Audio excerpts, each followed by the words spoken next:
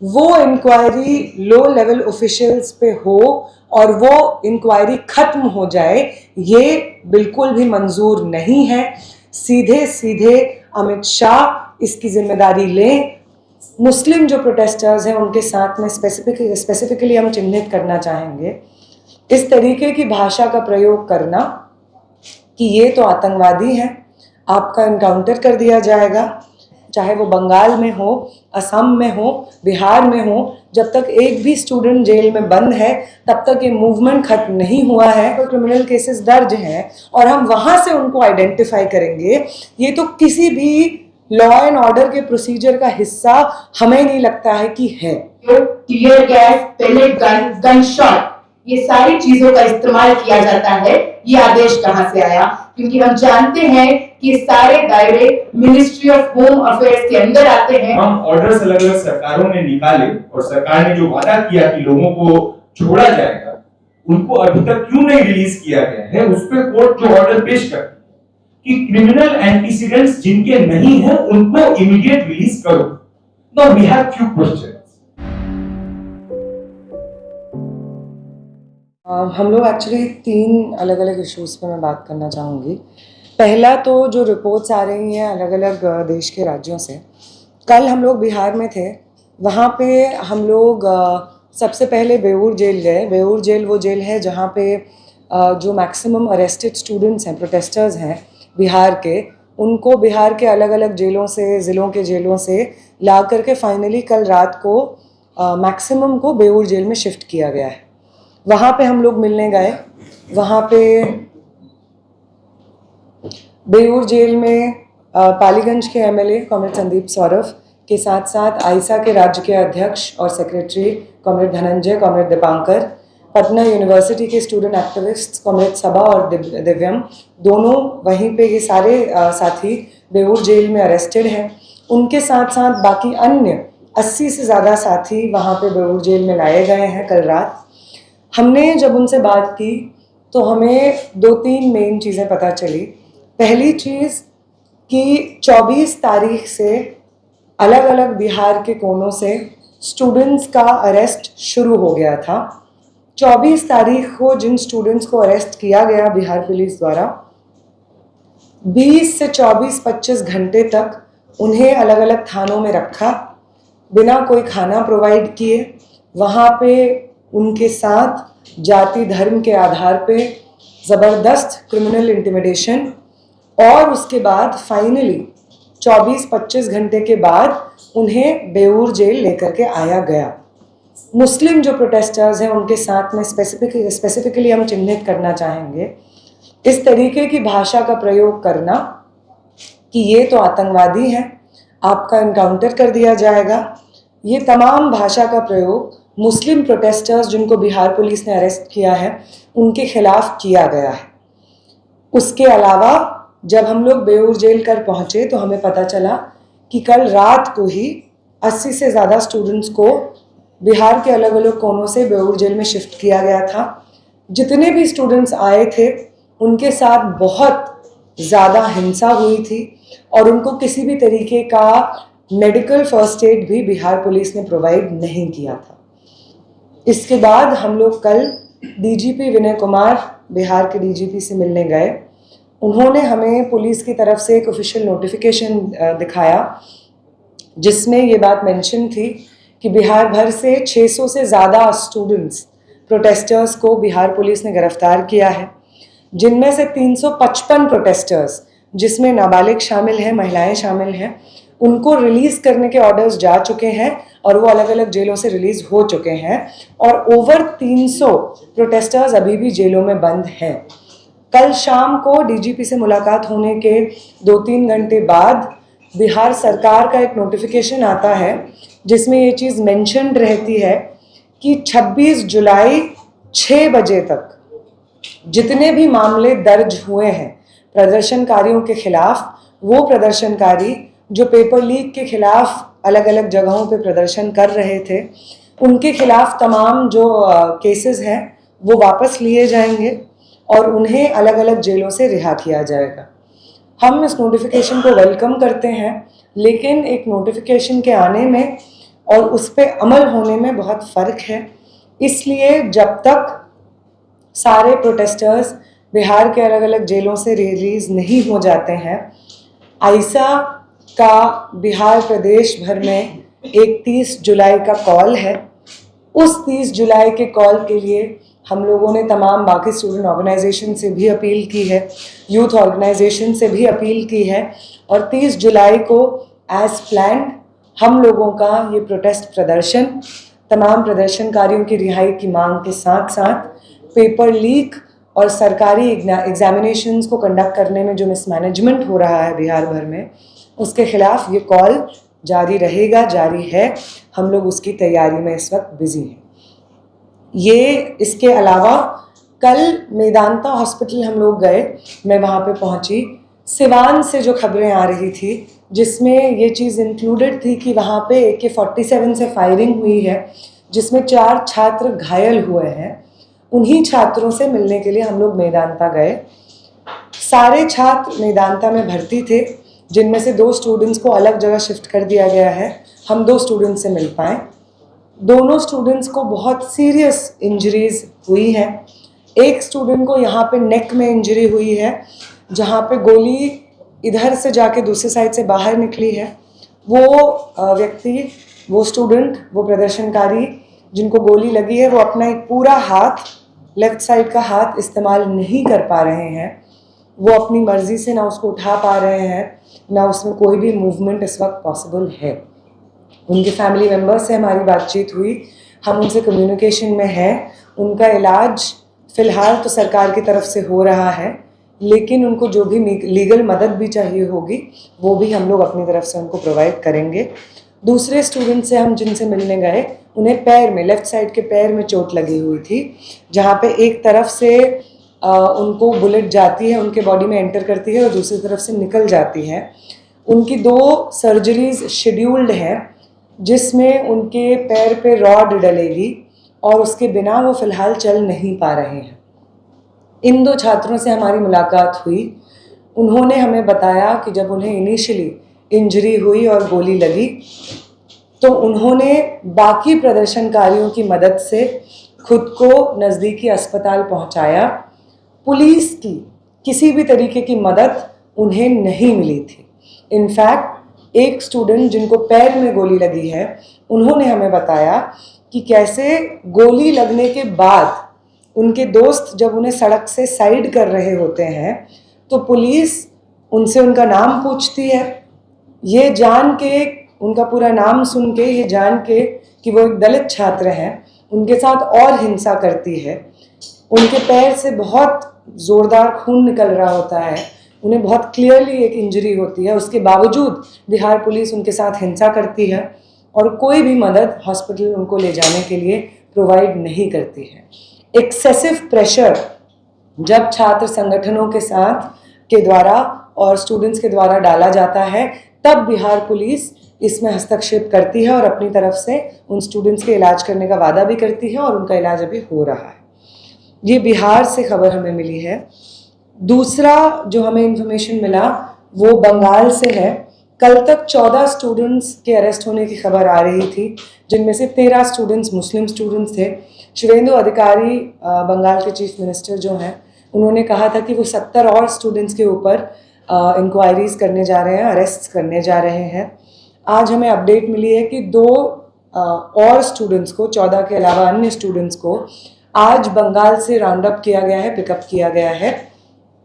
जो वो 70 का आंकड़ा बताया जा रहा था, उस मामले में अभी फ़िलहाल कोई नए केसेस या ना तो दर्ज हुए हैं, ना कोई नए अरेस्ट इस वक्त बंगाल में हुए हैं।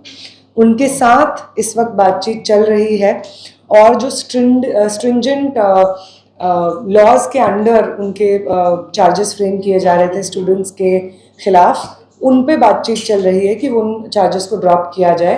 फ़िलहाल जो नोटिफिकेशन बिहार में आया है, ऐसा कोई भी नोटिफिकेशन बंगाल में नहीं आया है सरकार की तरफ से कि जितने भी प्रदर्शनकारियों को गिरफ्तार किया गया था पेपर लीक के खिलाफ प्रदर्शन करने के लिए, उन्हें सरकार की तरफ से उनके ऊपर कोई कार्रवाई नहीं होगी, ऐसा कोई नोटिफिकेशन बंगाल में नहीं रिलीज़ हुआ है।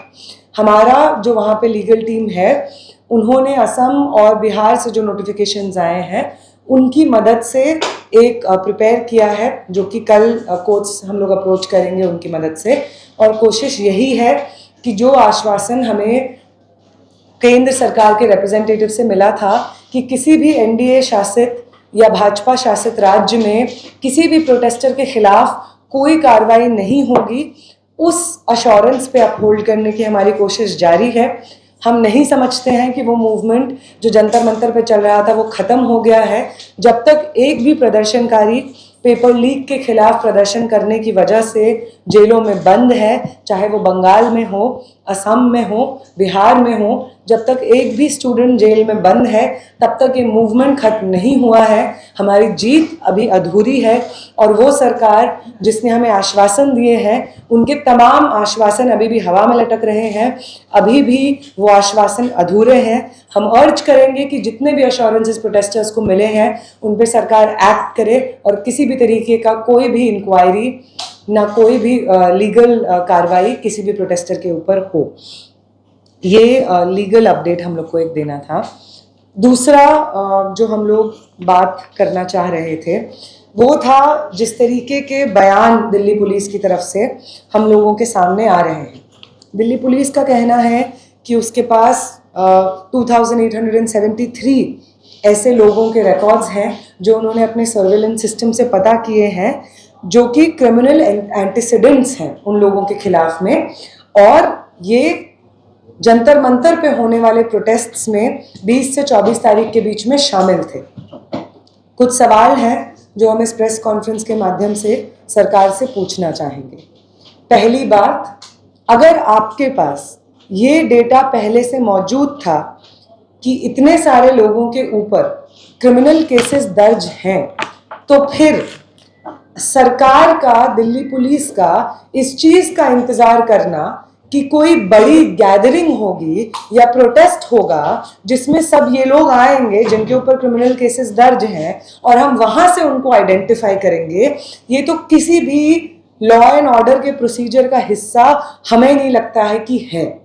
तो अगर आपका उद्देश्य ये नहीं था कि जिन लोगों पे सीरियस क्रिमिनल केसेस दर्ज हैं आप उनके खिलाफ कार्रवाई करना चाहते हैं, तो इस तरीके के आंकड़े को सामने पब्लिक डोमेन में डालने का क्या मतलब है?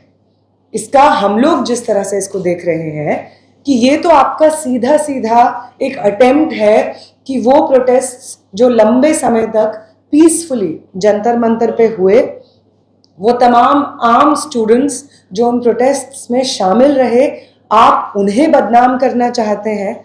और ये एक बहुत बड़ा छात्रों और नौजवानों का आंदोलन जिसने एक करप्ट और इनकेपेबल एजुकेशन मंत्री का इस्तीफा दिया, आप उसे डिस्क्रेडिट करना चाहते हैं ताकि आपने भी जो अश्योरेंसेस प्रोटेस्टर्स को दिए हैं अगर आप उनसे बैक ट्रैक करें तो आप पे भी सवाल ना उठे। इनफैक्ट आपके रीअश्योरेंसेस पे एक्शन मानने वाले लोगों को आप डिस्क्रेडिट करने की कोशिश कर रहे हैं। ये हम साफ सीधे तौर पे ऐसे ही समझते हैं दिल्ली पुलिस के इस डिक्लेरेशन को कि उनके पास एक बहुत बड़ा डेटाबेस हासिल हुआ है उनके सर्विलेंस टेक्नोलॉजी के बाद, जिसके तहत उनको ऐसे लोगों का पता चला है जिनके ऊपर पास में क्रिमिनल केसेस थे।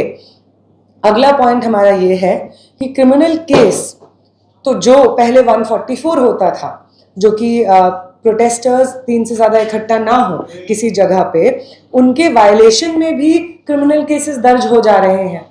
तो क्या 144 अर्सवाइल जो 144 है उसके वायलेशन में जो क्रिमिनल केसेस दर्ज हो रहे हैं, क्या इस वक्त हमें ये कहा जा रहा है कोर्ट्स द्वारा या दिल्ली पुलिस द्वारा कि उनको भी आप जुडिशियली पनिश करना चाहते हैं, कि आप उनको भी जेल में उठा के डालना चाहते हैं, जबकि वो तमाम लोग पीसफुली प्रोटेस्ट करने वाले स्टूडेंट्स हैं, पीसफुल प्रोटेस्टर्स हैं? ये कुछ सवाल हैं जो हम पूछना चाहेंगे। ये जो डेटा रिलीज हुआ है कि लोगों के ऊपर क्रिमिनल केसेस हैं, इसके रिगार्डिंग ये हमारा सवाल है। अगला जो पॉइंट है, अगला बातचीत जो हम लोग करना चाहते हैं वो जो public examination prevention of unfair means act 2024 है, जिसमें कि उन्होंने अमेंडमेंट्स किए हैं जो पहले 2024 के बाद पेपर लीक के बाद जो हमारे पास एक्ट आता है उसमें जो अमेंडमेंट्स हैं उसके बारे में बातचीत है। पहली बात, तो इस तरीके का कोई भी अमेंडमेंट या कोई भी एक्ट बिल्कुल ही न काफी है। पेपर लीक का जो पूरा प्रोसेस और पूरा माफिया इस देश में चल रहा है, अगर उसको एड्रेस करने की जरूरत महसूस होती है तो सीधा सीधा एनटीए जैसे एजेंसी को बर्खास्त करके और दूसरा एनईपी, एक ऐसा पॉलिसी जिसके बाद देश भर में जो एग्जामिनेशंस, एंट्रेंस के एग्जामिनेशंस करवाए जाते थे, चाहे वो मेडिकल के हों, इंजीनियरिंग के हों या अलग अलग यूनिवर्सिटीज़ के भी जो एंट्रेंस एग्जामिनेशंस होते थे, उनका जो सेंट्रलाइजेशन हुआ है, वो सेंट्रलाइजेशन को सिस्टमेटाइज एनईपी ने किया है।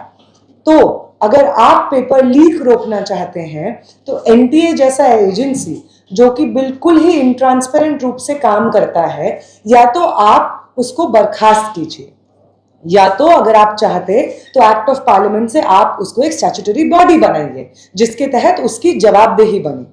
लेकिन इनमें से कोई भी चीज नहीं की गई। इनफैक्ट एक आसान सा, साधारण सा रास्ता लिया गया जो असल में कोई रास्ता भी नहीं है। ये तो ऐसी ही बात है कि पहले जो प्रोविजंस हमारे देश में मौजूद थे, प्यूनिटिव एक्शंस मौजूद थे, जैसे कि उनको और पैना करके ही आप पेपर लीक रोक पाएंगे। This is like trying to stop a massive entire system of paper leak एक टूथलेस से एक्ट से।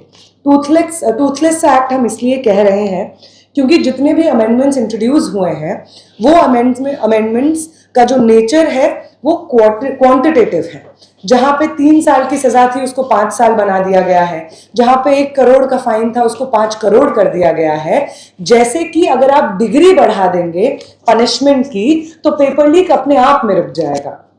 हम समझते हैं कि ये जो एक प्रयास है, ये कुछ नहीं करते हुए बहुत कुछ करते हुए हम दिखें, इस तरीके की सरकार की एक कोशिश है जिससे जमीन पे पेपर लीक के पूरे तंत्र पे कोई असर नहीं पड़ने जा रहा है।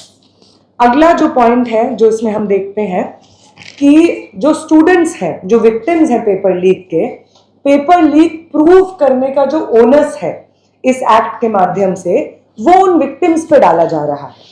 और किसी भी तरीके का डिटेलिंग, किसी भी तरीके का रिड्रेसल जो है वो सिर्फ प्रोसीजरल बना दिया गया है, जो कि अगेन नाकाफी है। हम रिड्रेसल मैकेनिज्म का इलैबोरेशन नहीं चाहते हैं, हम साफ सीधे रूप से हाईएस्ट बॉडी का अकाउंटेबिलिटी चाहते हैं।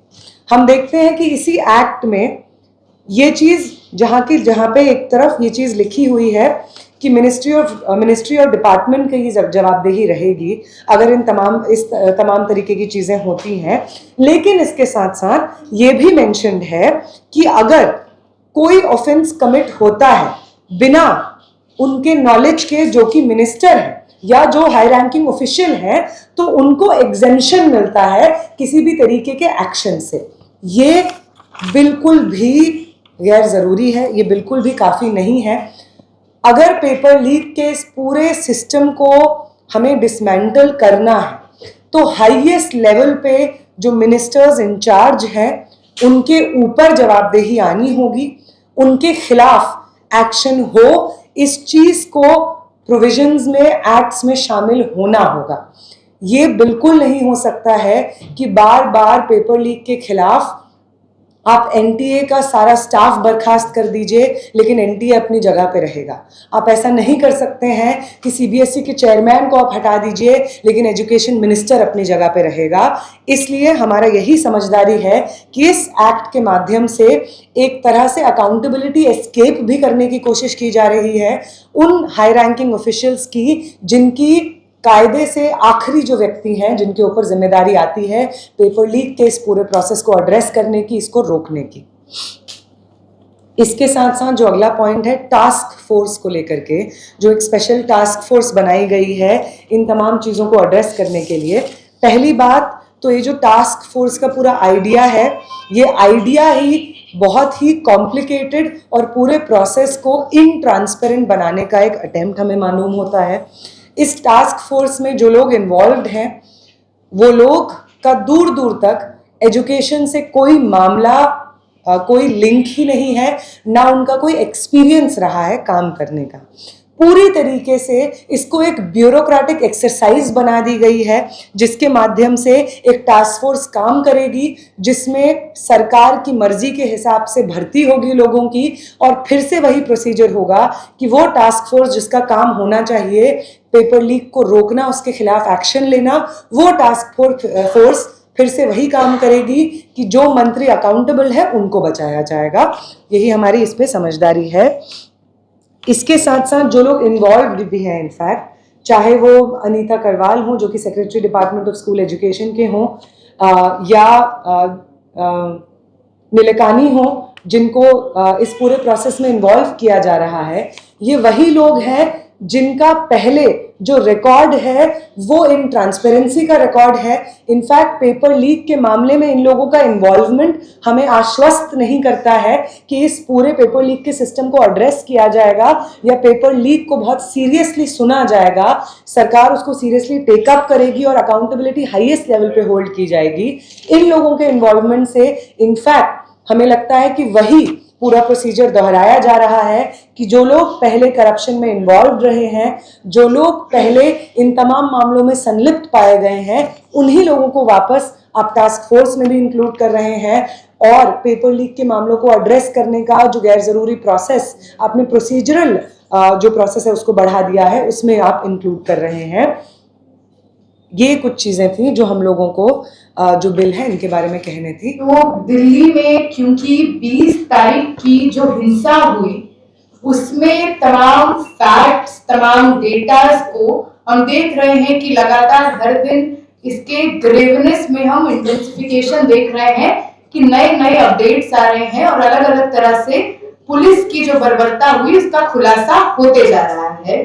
इसको मैं मुख्यतः 2 से 3 पार्ट्स में डिवाइड करके बताऊंगी। जिस तरह से पुलिस की बर्बरता हुई, सबसे पहला पार्ट होगा use of pellet guns, firearms, और जिससे severe physical assault, sexual assault की जो वारदातें हमारे सामने हैं। मुख्यतः इसमें 4 ऐसे लोगों से आइसा का डेलीगेशन मिल पाया, उनसे डायरेक्ट हमने बात की और उनके जो अकाउंट्स और टेस्टिमनी है उसके हवाले से हम बात कर रहे होंगे। शेख इरशाद मंसूरी, साहिल लोचक, प्रशांत कुमार सिंह और नूतन के अकाउंट्स के बेसिस पर यह पता चलता है कि खासकर पहले जो 3 नाम है उनको ग्रेव पेलेट इंजरीज आई, अस्पतालों में इन लोगों को भर्ती किया गया, सर्जरीज हुई जहां पे मेटेलिक पेलेट के जो अवशेष शरीर में रह गए थे, डॉक्टर्स ने बाकायदा सर्जरी से इसको निकाला है। साहिल और इरशाद की यह हालत थी कि जिंदगी भर के लिए वो अपनी आईसाइट खो सकते थे, ब्लाइंड हो सकते थे, इस तरह की इंजरीज आई। पहले गन से जो लोग घायल हुए उनको फेस पर, आई सॉकेट के बगल में, चेस्ट पर, हाथ पर इंजरी सस्टेन हुई है और थ्रू सर्जरी साहिल और इरशाद का सर्जरी हो गया, प्रशांत की सर्जरी कल हुई है और उन पेलेट के जो अवशेष थे उसको निकाले गए हैं।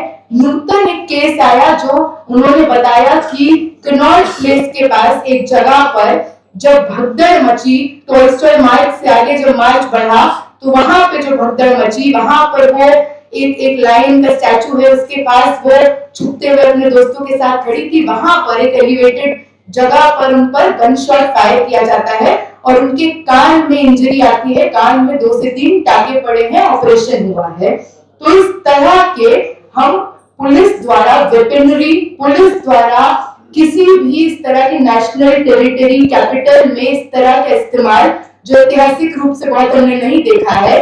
पुलिस के ऐसे बयान आ रहे हैं कि नहीं हुआ है, इन चीजों का इस्तेमाल नहीं किया है, लेकिन जो एविडेंस है, जो लोगों की टेस्टिमनी है, उनकी जो इंजरीज है वो इसके विपरीत गवाह देती हैं। इसके अलावा हम देखते हैं कि जिस तरह का फिजिकल और सेक्सुअल असॉल्ट कैमरे से लेकर लोगों के शरीरों पे दर्ज है, लगातार आपको दिखेगा कि वो वीडियो सर्कुलेट हो रहे हैं उन महिलाओं से, उनमें से 1-2 महिलाओं से बात हुआ, उनको जिस तरह से बैटन से पुलिस के प्राइवेट पार्ट्स में वो बैटन इंसर्ट करने की कोशिश से लेकर अलग अलग तरह से महिलाओं के इतने अकाउंट्स हैं जिन महिलाओं को जब पुलिस लाठीचार्ज कर रही है उनको लगातार डायरेक्टली ब्रेस्ट पे मारा गया है। ब्रेस्ट के अराउंड उनको पुश करते हुए पुलिस पर्सनल ने, आदमियों ने अपने हाथों से धक्का दिया है। और अक्रॉस टेस्टिमनीज जहां पर महिलाएं इंजर्ड हुई हैं, पुलिस के इस तरह के बिहेवियर का जो अकाउंट है वो कॉमन है। हाथ में चोट आई हो, सर में चोट आई हो, पैर में चोट आई हो, लेकिन पुलिस के कर्मचारियों ने महिलाओं को ग्रोप करने से लेकर ब्रेस्ट पे हाथ लगाकर धक्के दिए हैं। ये टेस्टिमनी अक्रॉस 10 से 12 महिलाओं में कॉमन है। इसके साथ हम देखते हैं कि जिस तरह से टीयर गैस का इस्तेमाल जहां पर ये हिंट करने के लिए कि डिस्पर्स हो, ये आसमान में फेंक कर आप ये बोलते हैं कि लोग हट जाए, क्रैम्प्ड अप स्पेसेस में जहां 4000-5000 लोग इकट्ठा हैं, दोनों तरफ से बैरिकेडिंग कर लाठीचार्ज कर आपने टीयर गैस चलाए, लोगों को ब्रेथलेसनेस से लेकर आंख में जलन से लेकर अलग अलग समस्याएं हुई। और ये वो आंकड़े हैं जहां पर हॉस्पिटल्स में जिस तरह से पुलिस ने एक जवाबदेही से पल्ला झाड़ने का काम किया, अलग अलग तरह से जो इंजर्ड लोग वहां पे एडमिट होने पहुंचे, इलाज कराने पहुंचे, उनका दमन किया। ये वो आंकड़े हैं जो हमारी टीम ने जब बात किया लॉयर्स से, एक्टिविस्ट से, और जो आईसा का डेलीगेशन गया उससे ये आंकड़े निकले हैं। आरएमएल अस्पताल में 200 लोग भर्ती थे, एनएचएमसी में 100 लोग भर्ती थे, सफदरजंग अस्पताल में 50 लोग भर्ती थे। और इनके साथ साथ इस बात की पुष्टि हुई कि आरएएफ के जवान जब इन हॉस्पिटल्स में लोग ब्रूटली इंजर्ड जा रहे थे तो उनको भगाने का काम कर रहे थे, उनको मेडिकल एक्सेस ना मिले ये इंश्योर कर रहे थे। सबसे मिनिमम काम जो पुलिस का होना चाहिए, जिस चीज के लिए वर्दी है, वहां पे 0 एफआईआर की। 0 एफआईआर का जो मायना है कि जगह की बिना, कि हो सकता है आपकी जो कंप्लेन हो किसी और पुलिस स्टेशन में कायदे से दायर हो, लेकिन क्योंकि आपका मैटर इतना ग्रेव है, आप जिस भी जगह पे है, पुलिस को इमीडिएटली कॉग्निजेंस लेकर एफआईआर दर्ज करनी होगी, मेडिको लीगल सर्टिफिकेट एमएलसी बनवाना होगा। इन दोनों चीजों से प्रशासनिक अधिकारियों को बचाने के लिए इन दोनों चीजों को जुडिशियल लीगल रेमेडी के डिनायल में आरएएफ के और पुलिस के कर्मचारियों का नाम लिया गया है बड़ी संख्या द्वारा।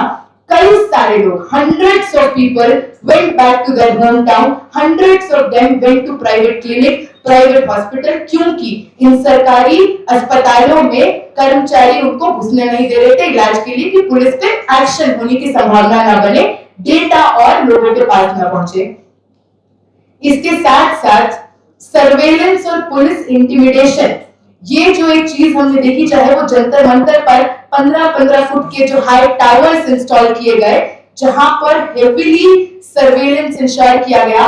ऑरेंज वेस्ट में पुलिस द्वारा रिक्रूटेड वो लोग जो कम से कम 40-50 की संख्या में पूरे टाइम आपके पॉलिटिकल से प्राइवेट कॉन्वर्सेशंस की मॉनिटरिंग, वहां पे लगातार वीडियोग्राफी, फोटोज ले रहे थे, जिनके अलग अलग फॉर्म्स में आपको इंटरनेट से लेकर वहां पर पुलिस का कोस्टल रोड पे जो ऑफिस है वहां पे आपको दिखेगा कि टीवी स्क्रीन्स पे उनकी जो मॉनिटरिंग हो रही है, शक्लें लोगों की वहां पर दिख रही हैं, कौन आ रहा है, कौन जा रहा है, कौन स्टेज पे आ रहा है, कौन सॉलिडारिटी एक्सटेंड करने आ रहा है। एक प्रोटेस्टर की प्रोफाइलिंग जिस तरह से की गई, और इस प्रोफाइलिंग के फॉर्म्स जो इंटिमिडेशन के रूप में बन के आए, वो हमने देखा कि अलग अलग तरह से जो लोग उस प्रदर्शन में शामिल थे, और खासकर एक प्रोफाइलिंग मुस्लिम स्टूडेंट्स की, मुस्लिम सिटीजन्स की, मुस्लिम एक्टिविस्ट की, जिस इंटेंसिव लेवल पे कैरी किया जाता है, वहां पर पहले दिन से इस आंदोलन में जिस तरह से मदद की भूमिका में जुनैद जी शामिल रहे,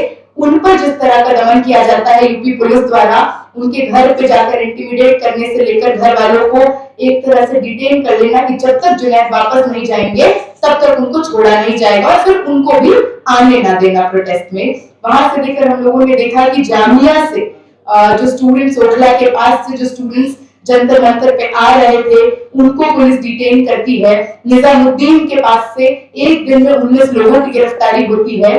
एक्टिविस्ट और अलग अलग लोगों से बात कर सीनियर पुलिस ऑफिसर का ये बयान है कि दिल्ली में उन लोगों ने 600 करीब स्टूडेंट्स को डिटेन किया था। अभी कोई एक्टिव डिटेंशन नहीं है, लेकिन 600 पीपल वर डिटेन, ये पुलिस के अधिकारी का बयान है।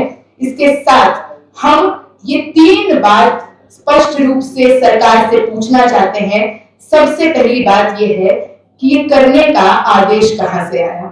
जिस तरह से बर्बर पुलिस कमांड अलग अलग तरह से लाठियों, tear gas, pellet gun, gun shot, ये सारी चीजों का इस्तेमाल किया जाता है, ये आदेश कहां से आया। क्योंकि हम जानते हैं कि सारे दायरे मिनिस्ट्री ऑफ होम अफेयर्स के अंदर आते हैं। अमित शाह के आदेश पे अगर इस तरह की बर्बरता ढाई गई तो उनकी जवाबदेही सुनिश्चित करनी होगी। इसके साथ दूसरा सवाल, सिविल ड्रेस में वो लोग कौन थे जो पुलिस के बगल में खड़े होकर लाठियां बरसा रहे थे, लोगों को मार रहे थे, पीट रहे थे। हम देखते हैं कि अभी की कंटिन्यूएशन में इसी प्रोटेस्ट के बीच में भाजपा के नेशनल प्रेसिडेंट नितिन नवीन ये बात कहते हैं कि हमको जो जंतर मंतर पर प्रोटेस्ट कर रहे हैं वो वायरसेस हैं और हमसे भाजपा के कार्यकर्ता निपट लेंगे। क्या ये मायना था उनके निपटने का कि सिविल ड्रेस में आरएसएस के, बजरंग दल के, वीएचपी के, एबीवीपी के गुंडों को भेजा जाएगा? ये सवाल हमारा है। तीसरा सवाल हमारा ये है कि हर तरह के अश्योरेंस देने के बाद यूनियन गवर्नमेंट अपने प्रॉमिस, अपने अश्योरेंस से मुंह करती क्यों है? बिहार से लेकर असम से लेकर निजामुद्दीन, दिल्ली भर में, कलकत्ता में इतने मास अरेस्ट और डिटेंशन और पुलिस इंटिमिडेशन क्यों कैरी ऑन होता है? अभी भी देश के अलग अलग जगहों पे पूरी तरह से लोग छूटे नहीं हैं। इसमें एक चीज बस और ऐड करना है कि टीजे मोहनदास, आरएसएस के आइडियोलॉग, उन्होंने एक बयान दिया कि जिस तरह से जो प्रोटेस्टर्स जंतर मंतर पे थे उनको मार देना चाहिए, उनका बस चलता तो उनको सबक सिखा चुके होते। और वहां पे जो महिला प्रोटेस्टर्स मौजूद थी वो रेप लविंग वुमेन थी। तो क्या इसी चीज की अगुवाई करते हुए, इसी चीज पर एक्ट करते हुए दिल्ली पुलिस ने, गुंडों ने महिलाओं के साथ सेक्सुअल असॉल्ट किया? मानिक बतौर लॉयर और बतौर एक कंसर्न सिटीजन वहां पर पहुंचते हैं रात के 12:15 पर।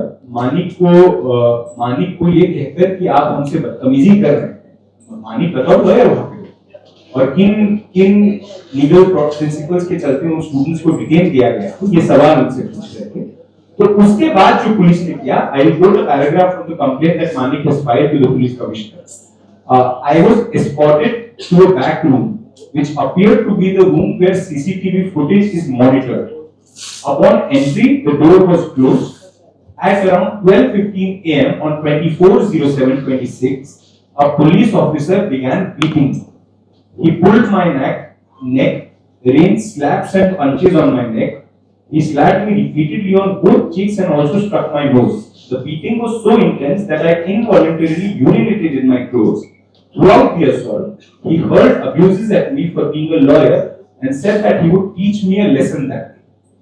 ये वारदात मानिक के साथ, एक लॉयर के साथ जो वहां पर स्टूडेंट्स की मदद करने गए थे, उनको रिप्रेजेंट करने गए थे, उनके साथ होती। जुनैद भाई की जो पेटिशन है उसका अपडेट भी हम आपको करेंगे। उसके साथ एक आखिरी अपडेट, एक आखिरी पोजीशन जो आज ही सुप्रीम कोर्ट में दिल्ली में जो वायलेंस हुई उसको लेकर सुनवाई थी, उसमें कोर्ट ने कुछ बातें कही। कोर्ट ने सबसे पहले कहा है कि एक एसआईटी बनाई जाएगी जिसमें कि उस वायलेंस की जांच होगी। हमारी सबसे पहली तो ये अपील है कि उस एसआईटी को जो तमाम टेस्टिमनीज, तमाम संगठनों ने, एक्टिविस्ट ने, सिविल लिबर्टी यूनियंस ने जो जारी की है, उन तमाम टेस्टिमनीज को और उन तमाम रिपोर्ट्स को उस एसआईटी की रिपोर्ट में शामिल किया जाए। उसके साथ साथ एक और इंटरेस्टिंग बात कोर्ट ने कही है कि जो तमाम ऑर्डर्स अलग अलग सरकारों ने निकाले और सरकार ने जो वादा किया कि लोगों को छोड़ा जाएगा, उनको अभी तक क्यों नहीं रिलीज किया गया है, उस पर कोर्ट जो ऑर्डर पेश करती कि क्रिमिनल एंटीसीडेंट्स जिनके नहीं है उनको इमीडिएट रिलीज करो। Now we have few questions. What is a criminal antecedent per that definition? Is it conviction और is it an FIR, is it a chargesheet? और क्या क्रिमिनल एंटीसीडेंट होना, क्या उस प्रोटेस्ट साइट पे क्रिमिनल एक्टिविटी का कोई प्रूफ है? क्या कोर्ट ये कह रही है?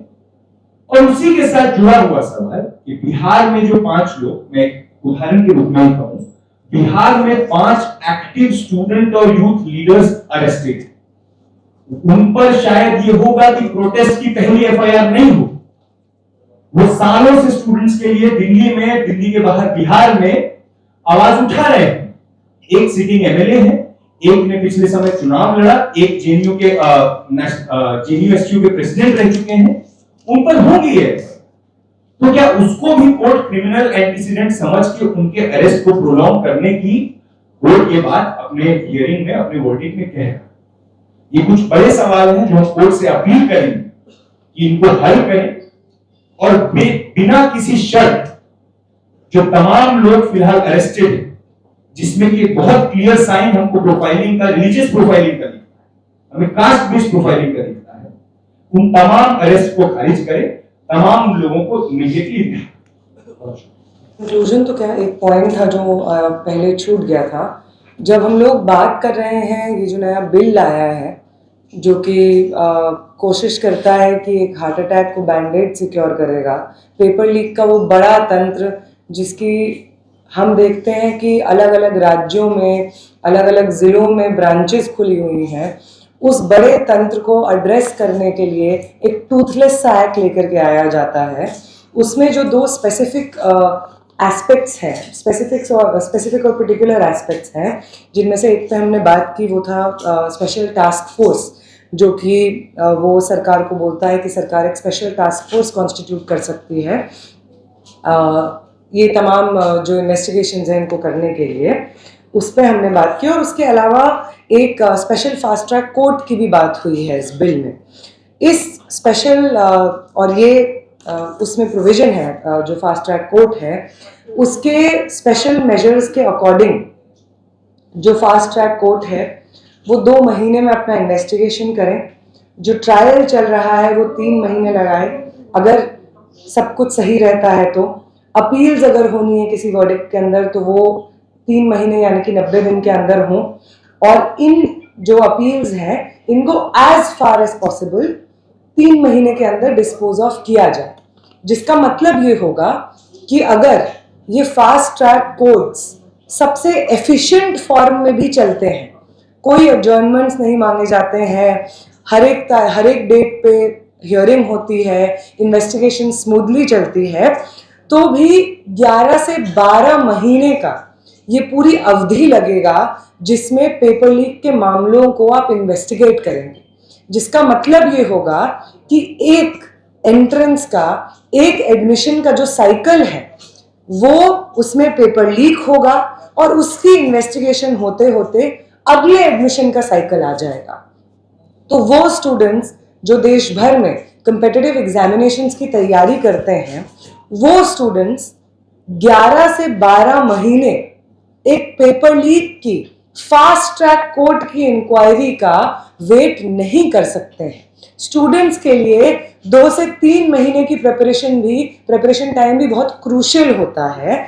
तो जो ये बिल आया है, ये अपने तमाम प्रोविजंस से पेपर लीक को एड्रेस करने का जो एक बड़ा दिखावा कर रहा है एक बड़े बिल के रूप में, वो पूरी तरीके से टूथलेस है, पूरी तरीके से बेबुनियाद है, और पेपर लीक को एड्रेस करने का उसमें जो स्पिरिट, इन स्पिरिट उसको पेपर लीक को एड्रेस करने के लिए जो प्रोविजंस लाने चाहिए थे, और उसके साथ साथ पेपर लीक की जड़ को समझते हुए, चाहे वो सेंट्रलाइजेशन हो या कंप्यूटर बेस्ड टेस्ट्स हो या एनईपी जिसके माध्यम से सारे एग्जामिनेशंस को केंद्रीयकरण होता है, और उसके साथ साथ एनटीए ऐसा एजेंसी जिसका पूरा स्टाफ बदला जा चुका है, बस एनटीए को ही नहीं बदला गया है। ये तमाम चीजें हमें समझाती है कि ये जो बिल प्रपोज किया जा रहा है, ये बिल पेपर लीक को एड्रेस करना तो दूर की बात है, पेपर लीक में जो उच्च स्तर के अधिकारी रिस्पॉन्सिबल होते हैं, जिनके ऑर्डर से ये पूरा सिस्टम काम करता है, जो इस पूरे सिस्टम पे प्रिजाइड करते हैं, उनको बचाने का एक तरीका इस बिल में हमको देखने को मिलता है।